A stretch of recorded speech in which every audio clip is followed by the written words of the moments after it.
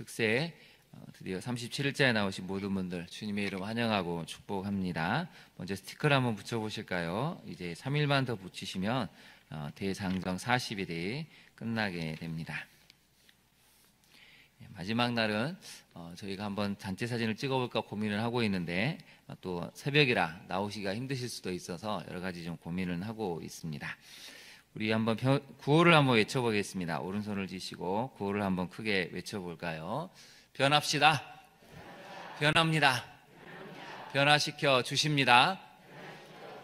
네, 이 말씀의 역사가 일어나기를 바랍니다. 오늘 이 37일 차는 끝없는 논쟁 속에서라는 제목을 가지고 말씀을 살펴보려고 합니다.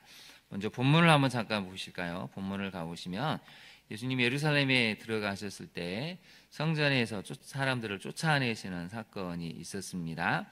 그리고 그 다음에 지나갔을 때 예수님이 시장하셔서 무화과 나무를 보시고 거기 혹시 좀 뭐가 먹을 게 있을까 했더니 아무것도 없었죠. 그래서 예수님이 저주를 하셨습니다.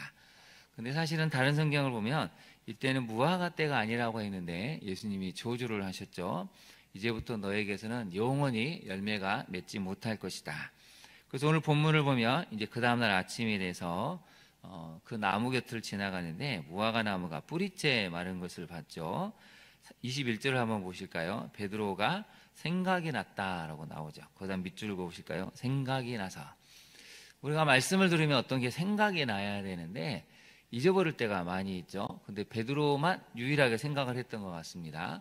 그냥 제자들은 지나가면서 무화과 말랐나나? 이러고 그냥 지나갔는데 베드로는 딱 생각이 났다는 것이죠. 어제 예수님이 말씀하시는데 그래서 이렇게 말하죠. 보소서 저주하신 무화과 나무가 말랐나이다. 그럼 왜 이 무화과 사건을 통해서 이 무화과가 마른 사건을 우리 예수님은 보여주셨을까요? 22절에 답이 나와 있습니다. 하나님을 믿으라. 믿음이 무엇인지에 대해서 가르치시기 위해서 또 이 사건을 예수님이 보여주신 것으로 우리가 해석을 할 수가 있습니다.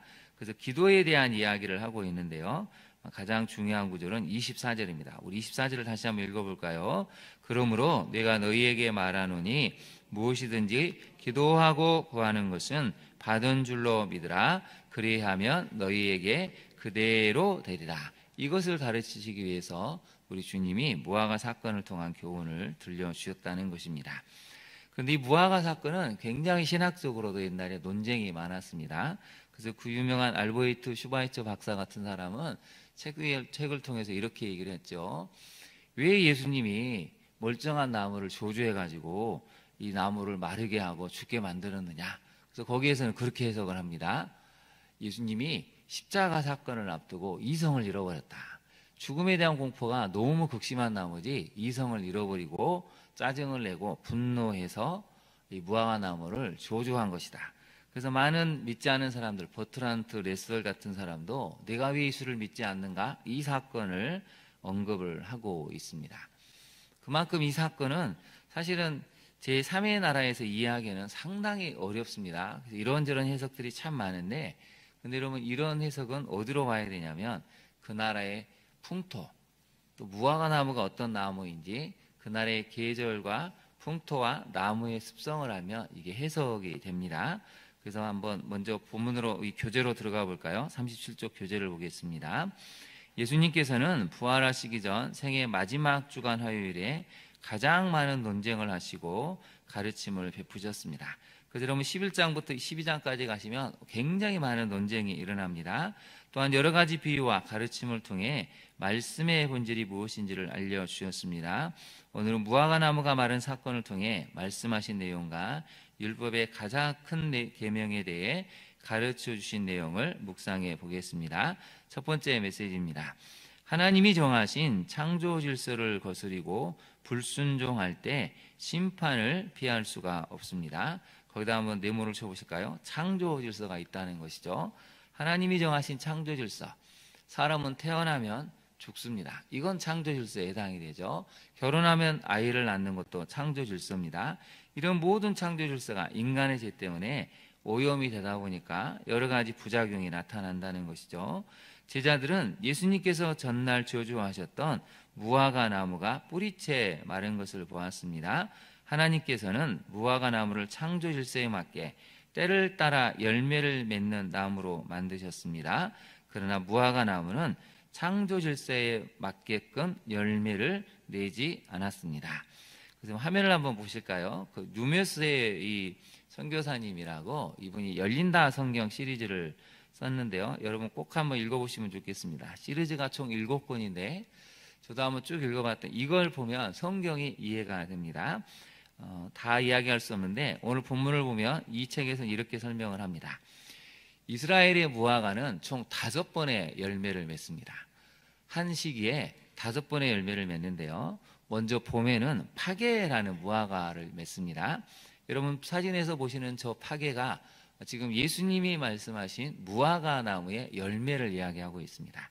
그래서 이스라엘의 무화과는 처음에는 저 파게라고 아주 작고 연약해 보이는 저 무화과를 열매를 맺습니다. 근데 이것은 상품성이 좀 떨어집니다. 그래서 이 주인들이 굳이 따지 않고 저걸 놔두면 알아서 이제 저 무화과가 사라집니다. 떨어지고 없어지죠. 근데 이 파게는 누가 먹냐면 가난한 사람들. 겨울 동안 단 것을 섭취하지 못하고 먹을 것이 없었던 가난한 사람들에게 이 파게를 그냥 놔두면 가난한 사람들이 와서 마음껏 따서 먹을 수가 있습니다. 그리고 지나가던 나그네들도 시장과 허기를 느꼈을 때 또 단 것이 섭취가 필요할 때는 지나가다 이 파게가 열린 것을 보고 따서 먹을 수가 있습니다. 예수님이 말씀하셨던 이 무화과 나무의 사건은 이 파게를 이야기하는 것입니다. 이제 막 무화과 본격적으로 열매를 맺기 전에 이 파게가 열릴까 싶어서 이제 열릴 때가 됐는데 지나가시면서 한번 이걸 따먹어야 되는데 이 무화과는 어찌된 일인지 파게를 맺지 못했다는 것이죠. 그래서 무화과의 때가 아니람이라는 것은 두 번째는 테에나라는 것입니다. 이 테에나가 딱 열렸을 때는 4번의 무화과를 맺는데요. 우리가 말하는 그대로의 무화과, 크고 탐스럽고 정말 먹음직한 무화과가 이스라엘은 4번씩 열립니다. 그래서 이제 그때는 마음껏 수확을 하고 상품성이 있기 때문에 시장에 파는 것이죠. 그래서 여러분 오늘 본문을 보시면 이 무화과 나무라고 나와 있죠. 그래서 거기다 한번 메모를 해보실까요? 파게와 테에나. 그래서 믿지 않은 사람이 혹시 성경을 가지고 질문을 하면 이스라엘의 이 무화과 나무는 총 5번의 열매를 맺는데 이 무화과 사건은 첫 번째 파게를 맺지 못해서 일어난 사건이다. 그리고 나머지 4번의 또 열매를 맺는데 그것은 테에나라는 열매다. 이렇게 가르쳐 주시면 성경을 몰랐던 사람들이 이해를 하겠죠. 그처럼 성경을 때로는 우리식으로 해석하면 문제가 큽니다. 이스라엘의 풍토, 지리, 역사를 알아야 이 사건이 이런 것이구나. 근데 이걸 모르니까 온갖 억측과 비난과 또 성경에 대한 오해가 있는 것이죠. 다시 한번 교재로 들어가 볼까요? 그래서 핵심은 하나님의 무화과를 이스라엘 땅에서는 5번의 열매를 맺게 하셨다는 것이죠. 그 첫 출발점, 스타트가 파게를 맺어야 되는데 이 무화과는 어찌된 일인지 그 창조 질서에 맞게끔 열매를 내지 않았습니다. 하나님의 의도에 어긋난 셈입니다. 이런 무화과 나무는 더 이상 그 역할을 감당할 수 없기에 예수님께서 저주하신 것입니다. 성도의 삶도 하나님의 창조 질서에 맞는 삶을 살아야 합니다. 탄생과 성장, 연애와 결혼, 출산과 양육, 직장생활과 인간관계 등 모든 시기와 때에 따라 우리에게 주어진 창조 질서가 올바르게 적용되도록 노력해야 한다는 것이죠. 창조 질서를 거스르는 삶의 태도와 방식은 결국 열매에 맺지 못하는 저주의 삶이 될 수 있습니다. 또 안에다가 한번 이걸 잘못 제가 적응한 것 같은데요. 이렇게 메모해 보실까요? 그렇게 성도는 창조 질서를 거스르려 하는 모든 악한 법을 대적하고 물리쳐야 합니다. 이 땅에 창조 질서를 자꾸 거스르게 하는 악한 법, 차별금지법이 존재를 합니다. 그것은 하나님의 창조 질서를 거스르게 하는 것이죠. 또 인간이 오랫동안 죄를 저질렀기 때문에 이 땅의 모든 것이 오염이 되었습니다. EBS에서 10몇 년 전에 그 모유수유하는 이제 여성들을 2부작으로 다큐멘터리를 만들었는데요. 놀랍게도 여러분, 모유수유하는 이 산모에게서 비소가 검출된 거 알고 계십니까? 충격을 받았죠. 제작진도 이 산모 중에 수유하는 엄마들이 깜짝 놀랐습니다. 비소가 검출되어서 모든 사람이 충격을 받았죠. 왜 그랬을까를 역으로 추적해 보니까 우리가 먹는 모든 지금 사 먹는 음식들에 그런 독소가 어느 정도씩 들어 있었다는 것입니다. 그래서 모유를 소유하는 엄마에게서도 비소가 검출되는 이미 자연환경이 엄청나게 파괴가 됐다는 것이죠. 인간의 탐욕의 결과가, 무분별한 개발의 결과가 모유 소유하고자 하는 이 산모에게도 비소가 나오는 정도로 이렇게 환경이 무너졌다는 것입니다. 여러분, 지금이라도 늦지 않았기 때문에 우리가 이 창조 질서 회복을 위해서 노력해야 됩니다. 너무나 많은 파괴와 이 환경의 오염 때문에 또 불임을 겪는 많은 부부들도 있죠.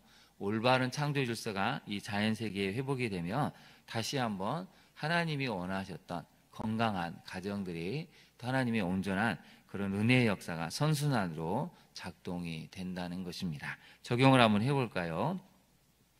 하나님께서 창조하신 질서대로 우리의 삶은 열매를 맺고 있습니까? 하나님의 창조 질서를 배격하려는 악한 문화에 대적을 하고 있습니까? 두 번째 메시지를 같이 한번 읽어보겠습니다. 말씀을 잘 알고 지키는 삶은 하나님 사랑, 이웃 사랑의 말씀을 잘 알고 지키는 삶은 딱 두 가지죠. 하나님 사랑, 이웃 사랑의 삶을 살아내는 것입니다. 대지상들과 서기관들 그리고 장로들과 사두개인들은 예수님을 둘러싸고 폭풍처럼 몰아치며 질문을 퍼붓습니다. 단 한마디 말이라도 실수하면 그 실수를 꼬투리 잡아 예수님을 책잡을 생각으로 상상할 수 없는 질문들을 쏟아내며 예수님을 공경에 몰아내오려 합니다. 그 중에 한 서기관이 모든 계명 중에 첫째가 무엇인지를 물어봅니다. 본인은 이미 정리해서 알고 있는 것이지만 혹시나 해서 물어본 것입니다. 율법과 계명 전체를 하나로 압축해서 이것입니다 라고 말하는 것은 어지간한 공부와 학식으로는 정리하기가 쉽지 않습니다. 근데 예수님께서 친절하게 하나님 사랑과 이웃 사랑이 정답임을 알려주시자 서기관은 예수님의 가르침이 참임을 인정하고 그 가르침에 순복합니다. 예수님께서는 거기다 밑줄을 그으실까요? 사랑하는 삶만이 모든 예배와 제물보다 더 귀한 것임을 알려준 것입니다. 사랑하는 삶이다 밑줄을 그어보실까요? 여러분, 구약에서 보면 왜 이스라엘과 남유다가 멸망한지 아십니까? 사실은 이 사람들이 매 안식일마다 많은 제물을 바치고 정말 경건하게 안식일은 지켰지만 이게 없었다는 것이죠. 사랑하는 삶. 가진 자는 더 많이 가지려고 하고 없는 사람들은 더 없는 가운데 궁핍과 또 핍박과 환난이 너무나 많이 일어났다는 것입니다. 여러분, 한국교회는 어떻습니까? 한국교회 안에는 많은 성경 공부와 성경 통도, 기도회와 예배가 있습니다. 그러나 그러한 것들을 통해서 사랑을 실천하는 삶이 되지 않는다면 주님과는 어떤 삶이라고요? 상관없는 삶일 뿐입니다. 거기다 밑줄을 그으시죠. 그러한 것들을 통해 사랑을 실천하는 삶이 되지 않는다면 주님과는 상관없는 삶일 뿐이라는 것입니다. 북이스라엘 남유다가 멸망한 이유가 딱 이것입니다.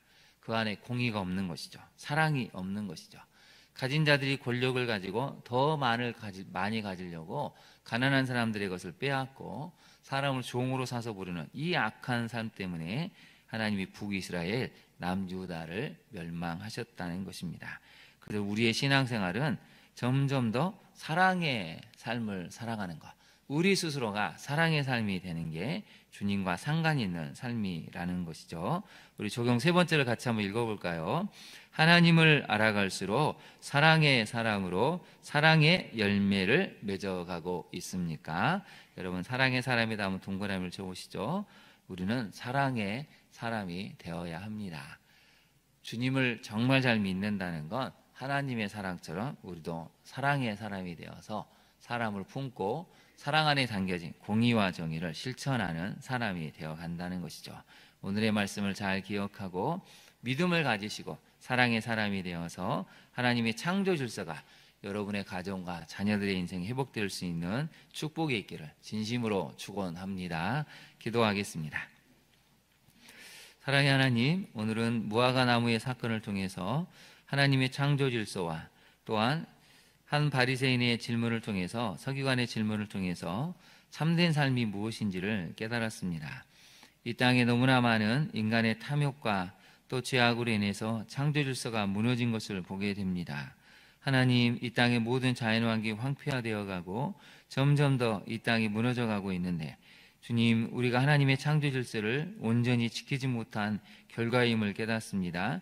우리의 탐심과 우리의 욕망을 알아차리고 회개하며 다시 한번 하나님이 보시기에 참 좋았던 이 땅을 회복해가는 우리 모든 믿는 이들이 되게 하여 주옵소서. 하나님을 믿는 삶은 다른 것이 아니고 하나님을 사랑하고 이웃을 사랑하는 삶임을 깨달았습니다. 우리가 아무리 많은 예배를 드리고 성경을 통독하고 또 기도회를 할지라도 성경을 공부할지라도 그러나 하나님처럼 사랑의 사람이 되지 않는다면 주님과는 상관없는 사람임을 다시 한번 깨달았습니다. 우리가 하나님을 알아갈수록 사랑의 사람으로 서게 하옵소서. 내가 사랑의 사람이 되어서 이 땅의 모든 황폐해진 땅에 식어진 가슴들에 사랑을 들이붓고 또 사랑을 가르쳐서 모든 사람이 사랑으로 하나 되고 화평한 삶을 살아갈 수 있도록 이 한 주간이 또 우리의 남은 인생이 온전한 사랑의 열매를 맺어가는 귀한 인생 되게 하옵소서. 그렇게 하실 주님을 찬양하며 예수님 이름으로 기도합니다. 아멘. 하늘에 계신 우리 아버지, 아버지의 이름을 거룩하게 하시며 아버지의 나라가 오게 하시며 아버지의 뜻이 하늘에서와 같이 땅에서도 이루어지게 하소서. 오늘 우리에게 일용할 양식을 주시고 우리가 우리에게 잘못한 사람을 용서하여 준 것 같이 우리 죄를 용서하여 주시고 우리를 시험에 빠지지 않게 하시고 악에서 구하소서. 나라와 권능과 영광이 영원히 아버지의 것입니다. 아멘.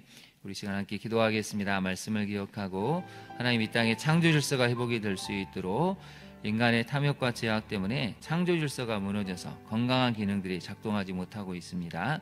하나님 이 땅을 긍휼히 여겨주시고 우리 다음 세대가 살아갈 땅만큼은 하나님이 기뻐하시는 보시기에 좋은 땅이 되어서 창조 질서가 온전히 회복될 수 있도록 또 창조 질서를 거스르는 악한 법들이 제정되지 않도록 주님 도와달라고 기도해야 되겠습니다. 오늘의 말씀처럼 우리가 사랑의 사람이 되게 해달라고 우리가 주님을 믿는 순간부터 온전한 사랑의 열매를 맺어 이 땅에 식어진 가슴들에 또 황폐해진 땅에 사랑의 씨앗을 뿌리고 풍성한 은혜의 숲을 이룰 수 있게 해달라고 기도해 주시기를 바랍니다. 또 대선이 얼마 남지 않았습니다. 하나님 기뻐하시는 지도자가 선출될 수 있게 해달라고 우리 주님의 이름을 3번 부른 다음에 함께 기도하도록 하겠습니다. 주여 주여 주여